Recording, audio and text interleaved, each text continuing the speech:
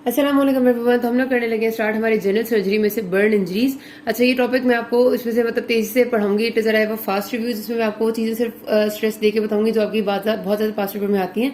बाकियों को हम तेजी से गुजारेंगे क्योंकि आपके पास करने के लिए बहुत कुछ होता है। आपके पास अपने पास भी इतना टाइम नहीं होता कि हर चीज को घुस घुस के करते रहे, तो इसलिए एटलीस्ट उतना जरूर करें। और इस वीडियो में कोशिश करूंगी आपका अगर ये देख लें आप तो इतना कवर हो जाए आराम से कि आपका पेपर में क्वेश्चन आए, एमसीक्यू में आए, एसीक्यू में आप अटेम्प्ट कर सके। ठीक है, तो बर्न इंजरी सबको पता है कि burn is a type of tissue injury which causes आपका नेक्रोसिस कर देते हैं। Necrosis because of coagulative necrosis, जिसमें कोएगुलेशन हो जाती है, चीजें उधर ही जम जाती हैं।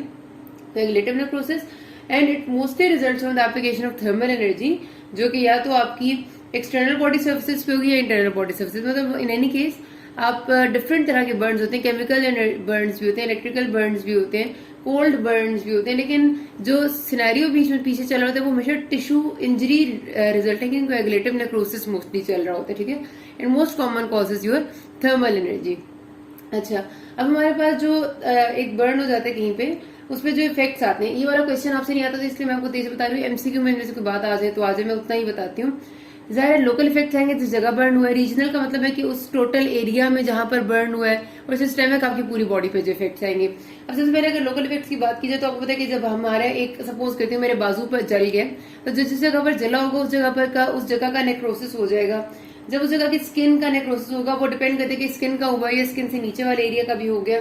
सबसे पहला प्रॉब्लम ये होगा कि अब मेरे पास अगर ये बाजू पे नेक्रोसिस शुरू हो गया या बर्न हो गया, तो जाहिर है यहाँ से स्किन वगैरह सब कुछ हट जाएगा, यहाँ पर इन्फेक्शन का खतरा बहुत ज्यादा हो जाएगा और यहाँ से फ्लूइड लॉस बहुत तेजी से होने लग जाएगा। नॉर्मली आपको पता है कि हमारी बॉडी से एक इनसेंसिबल फ्लूइड लॉस होता रहता है हर टाइम पे, which is 15 ml per meter square of body surface. ठीक है, 1 मीटर स्क्वायर बॉडी सरफेस जो है वो 15 ml insensible loss of fluid करती है, जो आपका हवा में लॉस होता है। लेकिन अगर जिस जगह बर्न हो जाता है तो उस जगह का ये fluid loss 200 ml per meter square body surface के हिसाब से इंक्रीज हो जाता है। आप खुद सोचे कि there is a huge difference between these two. इसी वजह से बर्न के पेशेंट्स डिहाइड्रेशन के बहुत ज्यादा चांसेस होते हैं, उनको वाइड वो चाहिए होते हैं, फ्लूइड थेरेपी चाहिए होती है, क्योंकि उनमें जो स्किन लॉस हो चुकी होती है, तो स्किन आपको पता है फैटी टिश्यू है सारा का सारा। हमारा स्किन के नीचे सबकुटेनियस फैट कितना ज्यादा, जब वो सारा कुछ खत्म हो जाएगा तो आपका जो कंजर्व करने वाला चीज है, जो आपकी फैट, जो आपकी हीट को, जो आपके वाटर को कंजर्व कर रही थी, वो सब कुछ लॉस हो रही होती है। इसी वजह से पेशेंट हाइपोथर्मिया में जा रहा होता है, डिहाइड्रेशन में जा रहा होता है।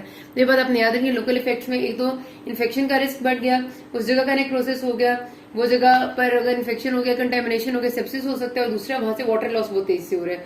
फिर रीजनल इफेक्ट में ये है कि अब हमारे पास जो बर्न होता है वो उस एरिया के आसपास सारी सर्कुलेशन, नर्व, कुछ भी डैमेज हो सकता है। मतलब डिपेंड करता है, अगर वेसल्स डैमेज हो गए, नर्व्स डैमेज हो गए तो उसके हिसाब से आपके बर्न आएंगे। खास तौर पे अगर आपका बर्न सर्कमफ्रेंशियल हुआ, अगर मेरी बाजू है और बाजू पे पूरे सर्कमफ्रेंस पे बर्न हुआ है, मतलब यहाँ से लेकर यहाँ तक पूरा गोल बर्न हुआ है, तो उसका सबसे बड़ा मसला ये होता है कि जब आप होते बर्न होते हैं तो वो जगह एक तरह का कॉन्ट्रैक्ट करती है। मतलब कॉन्ट्रैक्ट से मुराद है वो सख्त हो जाती है, अकड़ जाती है।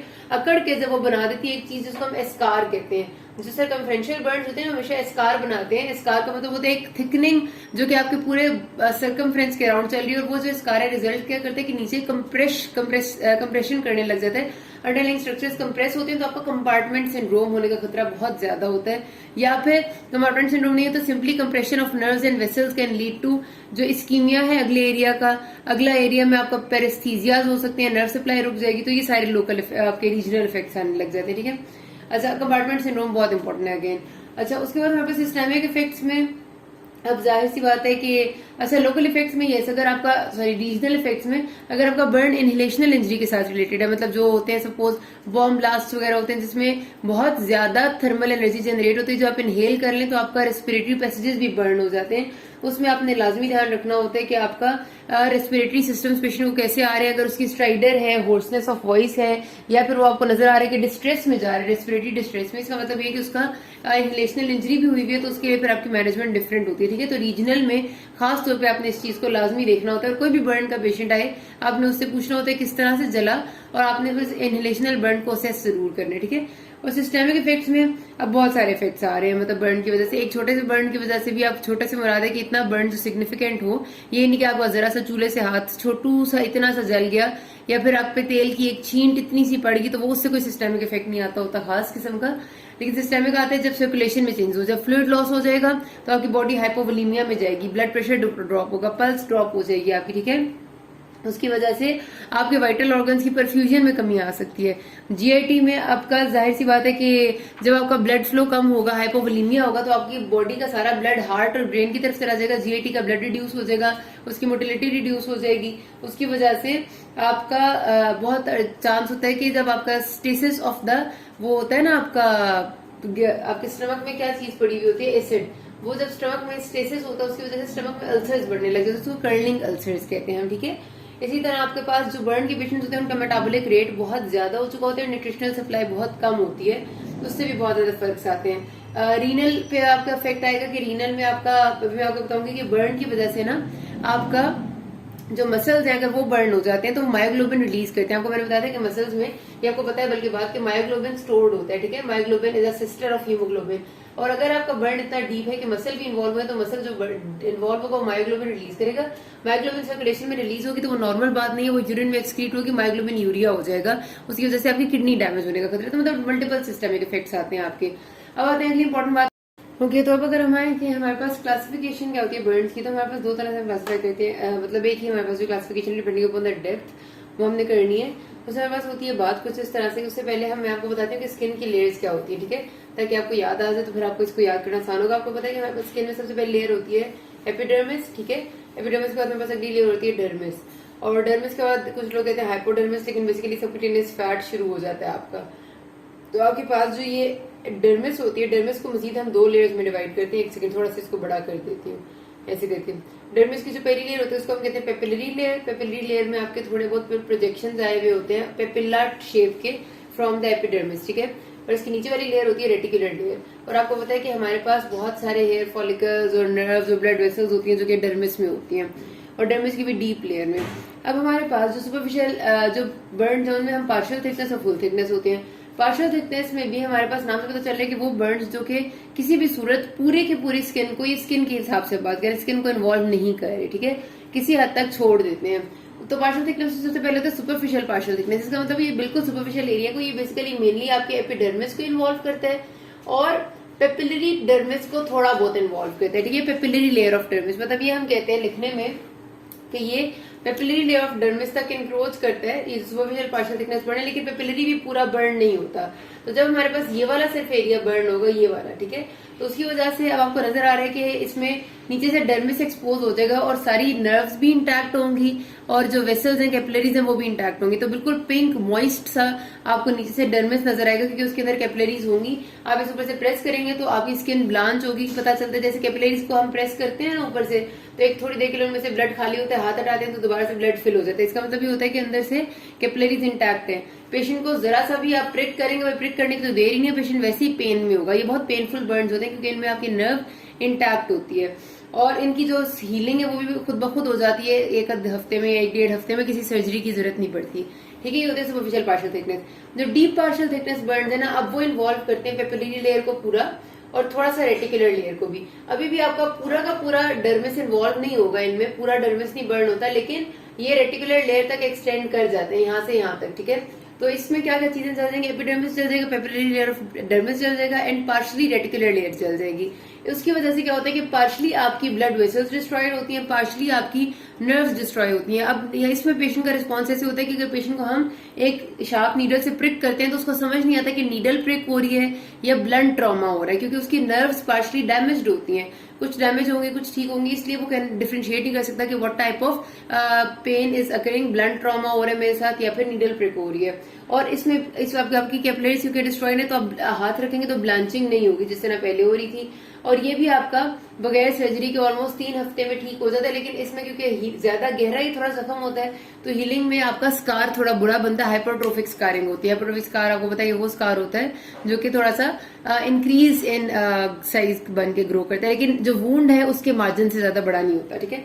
अच्छा, उसके बाद जो फुल थिकनेस जो बर्न्स है ना हमारे पास, वो वाले बर्न्स होते हैं जिसमें अब आपका एपिडर्मिस और डर्मिस पूरा पूरा जल गया, मतलब कि आपका कुछ भी नहीं बचा, सारी नर्व्स, वेसल्स, सब कुछ आपका बाल जो हेयर फॉलिकल्स थे, सेबेशियस ग्लैंड से, वो सब इसमें ही थे, तो सारे के सारे जल गए हैं। इसमें पेशेंट को बिल्कुल पेन नहीं होती क्योंकि टोटली जल चुका होता है, कोई कैपिलरी ब्लांचिंग वाला सीन ही नहीं होता। पेशेंट का जो इस जगह का कलर है वो बिल्कुल लाइट कलर का भी हो सकता है या बिल्कुल डार्किश अपनी स्किन के कलर जैसा नॉर्मल जैसा भी हो सकता है। और हो सकता है कि बिल्कुल काला स्याह सा हुआ हुआ हो, ठीक है। तो मतलब ये कि पिंक नहीं होगा क्योंकि यहाँ पर कोई कैपिलरी नहीं होगी। और इसमें पेशेंट का आपको लाजमी तौर पे करना पड़ता है कि सर्जरी से आप उस टिश्यू को डिब्राइड करते हैं, उसमें से आपकी जो इन्फेक्शियस टिश्यू है या नेक्रोटिक है उसको निकाल के ऊपर आप स्किन का फ्लैप या ग्राफ्ट लगाते हैं तो ठीक होता है, वरना ये खुद ब खुद हील नहीं होता क्योंकि ये काफी गहरा होता है। ठीक हो गया। अच्छा, हमारे पास अगला क्वेश्चन आता था कि बर्न सेंट्रल रेफरल क्राइटेरिया क्या है। अच्छा, बर्न हमारे पास जो क्वेश्चन आते हैं ना पेपर में, वो ये नहीं होता बर्न सेंटर रेफरल क्राइटेरिया। वो कहते हैं कि एक पेशेंट है बर्न का और बताएं कि कौन सा क्राइटेरिया जिसके बाद हम उसे हॉस्पिटल में रेफर करेंगे। ठीक है, बर्न सेंटर का नाम वो इस्तेमाल नहीं करते, वो किसी भी हॉस्पिटल की बात करते हैं। तो हमारे पास मतलब वही होता है कि बर्न सेंटर हॉस्पिटल्स के अंदर ही होते हैं ना। तो कौन सा ऐसा पेशेंट होगा कि जिसको घर में या किसी जगह बर्न हुआ है और उसको हॉस्पिटल लाजमी लेके जाना है, उसकी 4-5 याद करने वाली चीजें, इसमें कोई मुश्किल बात नहीं है। इनहेलेशनल इंजरी जब कभी भी होगी, चाहे वो आपकी थोड़ी बहुत भी हो ना, लेकिन आपकी इनहेलेशनल इंजरी आपको सस्पेक्टेड है तो आपने करना है। ठीक है, उसके बाद आपका कोई भी ऐसा बर्न जिसमें आपको लग रहा है कि सर्जरी की जरूरत है, यानी जो डीप बर्न है, यानी उसका मैकेनिज्म ऑफ इंजरी ऐसा है कि आपको डीप लग रहा है, आपको देखने में पता चल रहा है कि डीप है, तो सर्जरी की जरूरत पड़ेगी, तो आपने उसको ज़ाहिर हॉस्पिटल भेजना है।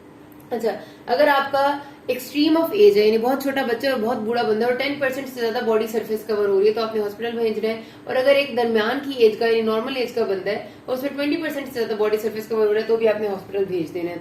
और उसके बाद हमारे पास ये कि अगर उसको कोई कोमॉर्बिड्स है पेशेंट को पहले से ही, तो भी आपका भेजने का बनता है। अच्छा, उसके बाद अगर आपके हैंड्स पे, पाम्स पे, फुट की सोल पे, फेस पे या पेरिनियम पे बर्न आएगा, तो ये तो आपने पेशेंट होते हैं जिसको सोचे समझे बगैर भेज देना होता है, उसमें नहीं देखना होता कितना बर्न हुआ कितना नहीं हुआ।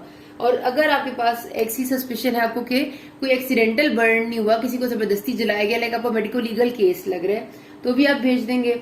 और अगर आपको ये लग रहा है कि हमारे पास हाई टेंशन इलेक्ट्रिकल बर्न हुआ है, ये 2 लाजमी होते हैं। ठीक है, कि इलेक्ट्रिसिटी और वो भी हाई टेंशन, और हाइड्रोफ्लोरो एसिड, फ्लोरिक एसिड जो होता है, हाइड्रोफ्लोरिक एसिड का भी बहुत सिवियर क्रोसिव एक्शन होता है, और हाई टेंशन इलेक्ट्रिकल बर्न भी आपका बहुत सिस्टमिक इफेक्ट करता है। तो दिस इज द क्राइटेरिया, जिसे इसमें से कुछ भी हो तो आपने हॉस्पिटल रेफर करना है, सिंपल सी बात है। अच्छा, उसके बाद जो आपके पास अगला क्वेश्चन एक तो पूछते होते हैं सिनेरियो में कि आप पेशेंट, आपने देखा कि एक बंदा था जो कहीं पर उसको बहुत सिवियर या तो इलेक्ट्रिक करंट लगा है, या फिर वो बताते थे कि फलानी किसी किस्म की बर्न इंजरी हुई है बड़ी सिवियर किस्म की, और वो सेमी कोमाटोज स्टेट में, ये सेमी कॉन्शियस स्टेट में बाजार की कोई जगह है और आप वहां पर खड़े हुए, तो इमीडिएटली आप क्या करेंगे। सबसे पहली चीज आपसे पूछते हैं कि आपने क्या करनी होती है बर्न के पेशेंट में। ठीक है, अच्छा, अब पहले तो आप कहते हैं ना हमेशा कि आपके पास ऐसा पेशेंट हो तो आपने उसका एयरवे और ब्रीदिंग को करना है, एयरवे को रेस्क्यू करना है। ठीक है, यहाँ भी आपके पास ये जो क्वेश्चन आता है ना, इसमें आप ये नहीं कहेंगे कि आपने हॉस्पिटल के में क्या करना है, हॉस्पिटल केयर का क्वेश्चन अलग आता होता है। ये क्वेश्चन आता है कि what is the immediate step जो आपने लेना है। तो सबसे पहले आपने उसके एयरवे और ब्रीदिंग को असेस करना है, जैसे हम हमेशा करते हैं। ठीक है, एयरवे, ब्रीदिंग, एंड देन आपने उसकी पल्स चेक करनी है, इसकी सर्कुलेशन मेंटेन है या नहीं, ये ना उसका हार्ट ही अरिथमिया में जा रहा है, उसकी पल्स हो ही ना, तो फिर आप पहले उसको ज़ाहिर सीपीआर करेंगे, फिर कोई दूसरी बात होगी ना, उससे पहले तो आप कुछ नहीं कर सकते। Air breathing, circulation. उसके बाद आपने अगला काम फौरन करना है कि अगर वो बर्न मतलब आग लगी हुई है तो आपने जो भी बर्निंग प्रोसेस है उसको रोकना है, स्टॉप करने की पूरी कोशिश करनी है। पहले तो बेसिकली आप बर्निंग प्रोसेस को स्टॉप करेंगे, फिर एयरवे ब्रीदिंग सर्कुलेशन को असेस करेंगे। उसके बाद जो अपने इमीडिएट स्टेप करना है वो कूल करना है, ठंडा पानी डालें, जो आपके पास ठंडी चीज है उसके ऊपर डालें और अच्छी तरह उसको कूल करें। 10 मिनट तक कूल करने से भी काफी फायदा हो जाता है।